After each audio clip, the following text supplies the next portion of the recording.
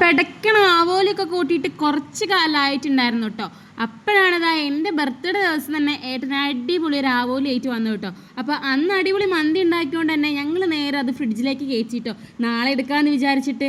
അങ്ങനെ ആ ആവോലി വെക്കേണ്ട ദിവസം ഇങ്ങ് വന്നെത്തി ഗൈസ്. അങ്ങനെ ഫ്രിഡ്ജിൽ നിന്ന് എടുത്ത് വെള്ളത്തിലൊക്കെ ഇട്ടിട്ട് സെറ്റാക്കിയിട്ട് അമ്മ കറി വെക്കാൻ മുറിക്കാൻ പോകുമ്പോൾ ഞാൻ പറഞ്ഞു മുറിക്കല്ലേ ഞാനൊന്ന് കാണിക്കട്ടെ വീഡിയോയിലൊന്നും പറഞ്ഞ് വാങ്ങി വന്നതാണ് കേട്ടോ. അങ്ങനെ നല്ലൊരു കിഡിലോസ്കി ആവോലി ആയിരുന്നു കേട്ടോ.